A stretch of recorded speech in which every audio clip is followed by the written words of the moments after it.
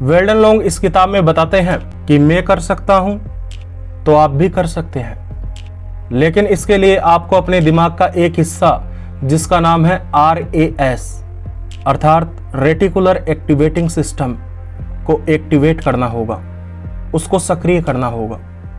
मैं आपको सिंपल भाषा में समझाता हूं कि रेटिकुलर एक्टिवेटिंग सिस्टम क्या होता है। सीधे शब्दों में बताऊं तो रेटिकुलर एक्टिवेटिंग सिस्टम हमारे दिमाग का एक हिस्सा होता है जो हमें ध्यान केंद्रित करने में और एकाग्रचित रखने में मदद करता है। हमारे दिमाग में हर पल कई सूचनाएं आती जाती रहती हैं। दिमाग का यह हिस्सा उन सूचनाओं को फिल्टर करने का कार्य करता है।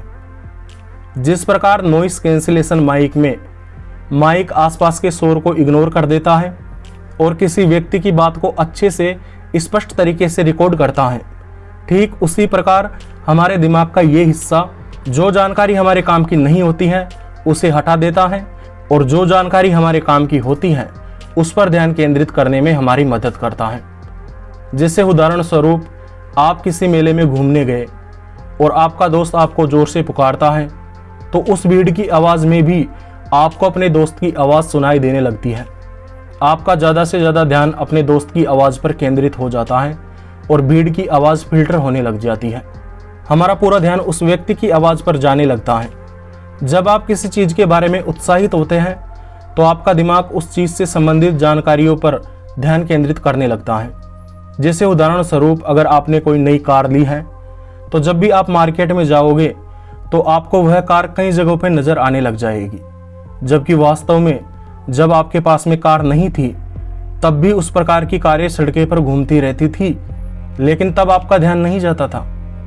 लेकिन अब क्योंकि आपने उस कार को खरीद लिया है या उसे खरीदने का सोच लिया है, इस वजह से आपका ध्यान उस कार पे जाने लगा, केंद्रित होने लगा।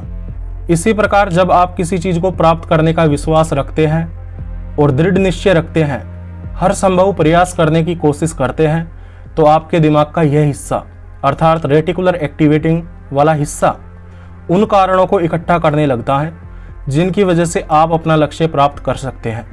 और इसका उल्टा भी सच है।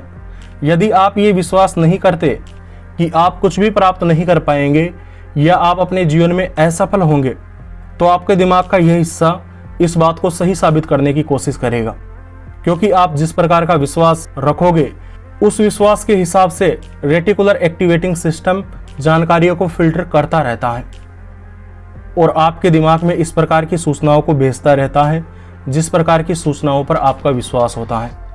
अगर आपका सफलता पर विश्वास है तो आपको सफल होने के कई तरीके नजर आने लग जाएंगे, और यदि आपको अपनी असफलता पर विश्वास है तो आपके दिमाग का यह सिस्टम इस बात को साबित करने की कोशिश करने में लग जाता है कि आप असफल होंगे।